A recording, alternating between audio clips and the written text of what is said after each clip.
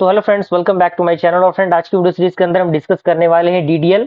तो बने रहिएगा। और साथ ही साथ अगर आपने प्लेलिस्ट को एक्सेस नहीं किया तो प्लेलिस्ट का लिंक आपको नीचे मिल जाएगा, आप वहां से उसको एक्सेस कर सकते हैं।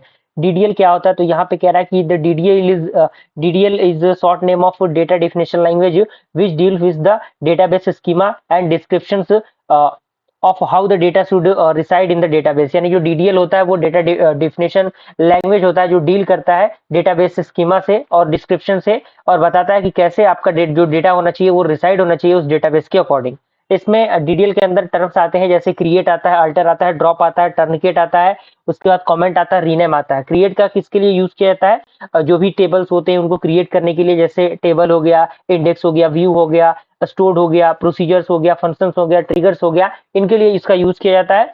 अगला आता है अल्टर। तो alter the structure of existing database, यानी जो भी एग्जिस्टिंग डेटाबेस है उनको स्ट्रक्चर प्रोवाइड करने के लिए अल्टर का यूज किया जाता है। Drop is also use for delete object from the database, यानी जो भी ऑब्जेक्ट होते हैं उनको डिलीट करने के लिए ड्रॉप का यूज किया जाता है। अगला आता है टर्नकेट। तो इसमें कह रहा है कि remove all the record from a table including all spaces allocated for the record and are remove. उसके बाद आपका आता है कमेंट। तो इसमें कह रहा है कि add comment to the data dictionary, यानी जो भी कमेंट होते हैं डेटा डिक्शनरी के अंदर ऐड करने के लिए, तो कमेंट का उसके लिए यूज किया जाता है।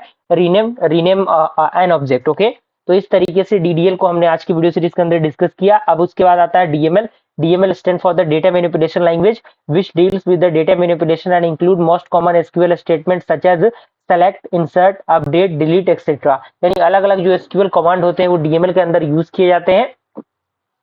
And it is use to store, modify, retrieve, delete and update data in the database. यानी अलग अलग पोजीशन के लिए, अलग अलग सेक्टर के लिए इसका यूज किया जाता है। सेलेक्ट के लिए retrieve data from a database, insert data into a table, update existing data within a table, delete all the record from a database table. Merge का मतलब क्या होता है? जो चीजों को जोड़ना यानी ऐड करना। Call as PL and SQL और जावा सब प्रोग्राम। एंड एक्सप्लेन प्लान क्या होता है? Interpretation of table of the data access path. And उसके बाद आपका आता है लॉक टेबल, तो कंक्यूरेंसी कंट्रोल। ओके, तो यहाँ तक मुझे पूरी उम्मीद है कि सारी चीजें आपको अच्छी तरीके से समझ में आ गई होंगी।